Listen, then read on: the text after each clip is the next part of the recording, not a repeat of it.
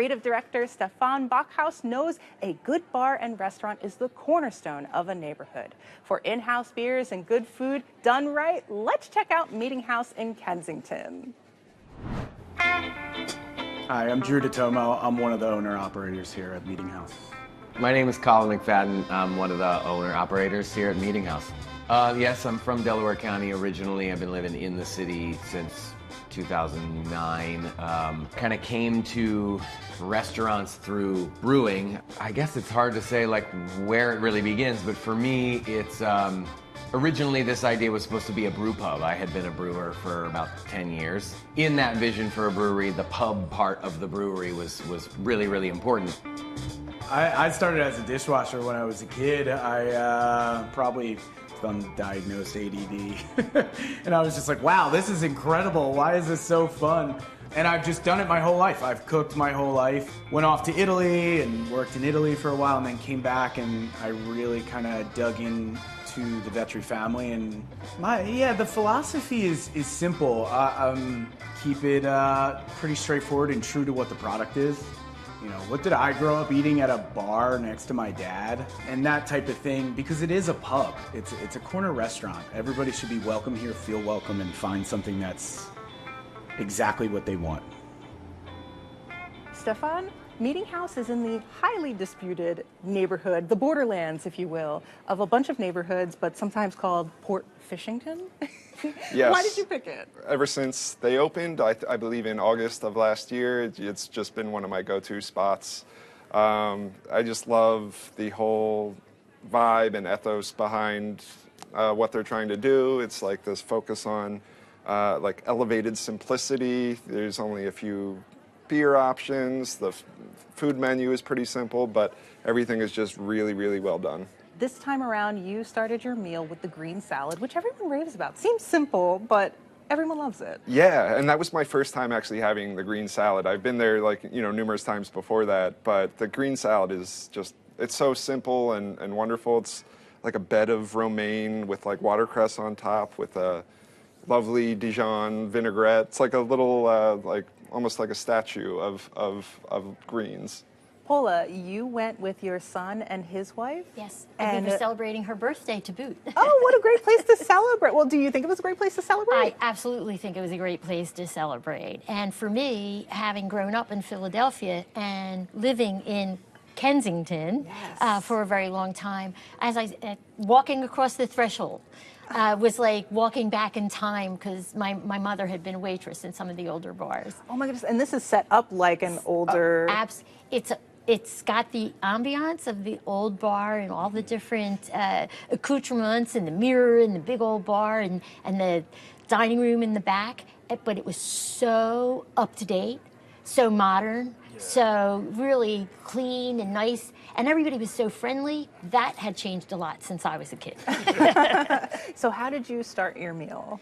So we started with the crab appetizer, and it was delicious. We didn't want to embarrass ourselves by asking for like extra bread to mop things up. I'm sure they would have brought some out though if you would ask. Yes, but we were saying... Nice. Did you? Yeah. So between the crab dip and our entrees and everything, but we were saving room for dessert. So I had to pace myself. You were playing the long game. I was playing the long I game. saved the whole day for the actual meal. Nice. So, okay, so you did get extra bread for your crab dip? Well, no, I got extra bread for the clams, the garlic clams. Yeah, and then I even took some home, but I also had the crab dip, which was delicious. It was so good, yeah. So walk me through this crab dip. Was it like a little spicy? Did it come with crackers? Not spicy, I think. Not spicy, but very, very creamy, and it came with toasted bread corners. Yeah. Mm-hmm. So good. So, and so much so we, of course, ate all the bread, and there was a little bit of crab dip left, and my son saved that for his French fries. So he was dipping. And they give you the little spoon that you can do. Yeah, so I ended up eating it with the little spoon once we were done with the chips. Yeah. If someone's going in on like a regular Wednesday, what's the one dish you would tell them to get? I'd probably go with the roast beef sandwich. I think it's classic. That's what my son got. Yeah. And he was thrilled. Yeah, it's so good, and it's so simple too. It's like I said before, I think everything on their menu is just like simple but like executed really, really well. I got the pork steak. Oh, how was the pork steak? It was really delicious. And again, her fish and my pork came with a glaze and a sauce that was, it was like, oh, I can't leave this behind. Meetinghouse is also a brewery, and we have a brewer here from Lower Forge in Medford. Thank you for sharing your beer with us, by the way. Anytime. And you're an authority. And so at Meetinghouse, they have 3 styles of beer. Pretty simple. It's the Morning Swim, Living Thing, and Mount Pleasant. What did you think? So, of course, we had to try all 3 of them and enjoy all of them. And so there's the lighter beer, the hoppy beer, and the dark. And to go through and Tonewood, being able to get Tonewood on the other side of the river was a big thrill for us. Yeah, that's right, because they partner. That's their brewing partner with them. And it was just really excellent. And being able to use those 3 styles of beer to then pair with different types of food was really an excellent opportunity too. And of course they offer other drinks. They do cocktails, but they also offer wine. And Miguel, you trusted in them and did the mystery wine. Yeah. Well, 2 things. Wine is one of my favorites, and I like a mystery. And so I went for it. I thought it was really good. And the waitress, she didn't tell you what the... No, I think it's like this kind of secret until I guess they post it or something. Yeah, I think all the previous mystery wines are on their website as well. So you could probably circle back to like whatever date you went and find out what it was. And for dessert, Paula, you tried 3 desserts. We tried 3 desserts. My daughter-in-law got the creme brulee, my son got the pâte au chocolat, and I got the cherry cheesecake. And each of them were just superb. The crust on the creme brulee was perfect. The amount of chocolate, it was just, it was amazing. And all 3 of us loved them, and pretty much scooped that whole thing out. There were no crumbs left when we left. Was it like, so for the cheesecake, because you also tried the cheesecake, Yes, was it like wonderful. super creamy, or was it more light and fluffy like New York style cheesecake? I would say it's probably right in between. Like, I don't know, just the way the cherries... I was going to say, how do you say both? Yeah. How do you say both? Because it wasn't super heavy. The It cherries wasn't. were, everything was, I felt a little bit like a fairy tale. It was just right. It was just right. I got the bread pudding, the pineapple bread pudding, I believe. But they call it baked pineapple, so we had to ask about it. Yeah, it was really good. I think my only thing was it wasn't as sweet as I thought it would have been, but it was really good. Like the presentation, he came out with the little thing to cover. Ooh, it I was, love theatrics. Yeah, Yes. perfect for social media. And so, I really like the presentation is top tier. Yeah.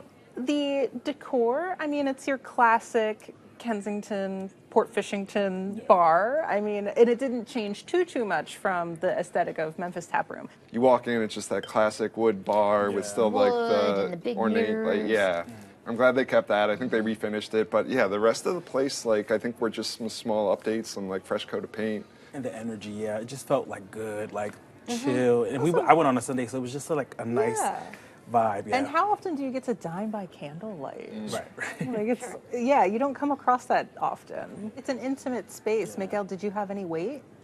No, not really. As soon as we walked in, they sat us down. The people next to us had the garlic clams, so we're like, what is that? Those are the best influencers, are the diners that like got there a few minutes before you and they're already in the process of their meal. And in terms of prices, Paula, did you feel like the prices were on point? Oh, absolutely. I mean, if you go out anywhere or you do anything, you're going to know. And if you're looking for something that's quality, and you want something that's fresh and a little different, I felt that I think it was definitely on point. Yeah. I was fed. Right. I was entertained. You got a little bit of nostalgia. Yeah. I got to be with my family, and we enjoy a lot of nostalgia. Yeah, it seems like it fills the need for a lot of different functions of dining. So you saw like a Phillies game. There's like the pop-ups. Like you said that you can kind of like dress it up or dress it down in terms of prices, get fancy or get casual. Right. In a city where like the dining concepts are becoming more and more chic and posh and stylish, it's really cool to have like a low-key joint. This was your pick. Sum it up for us. I would call Meetinghouse a warm and inviting corner bar with a focus on simplicity, and everything's delicious. Miguel, what are your final thoughts? Great energy, great food, and just absolutely great atmosphere. And Paula, what's the big takeaway? I would say the best of all worlds. I was taken with the nostalgia for the old type of bar setting, as well as the modern update of everything that was there. It was really just a nice experience. Try out Meetinghouse for yourself, located at 2331 East Cumberland Street in Kensington. Reservations are accepted, and the average tab per person without drinks is $25.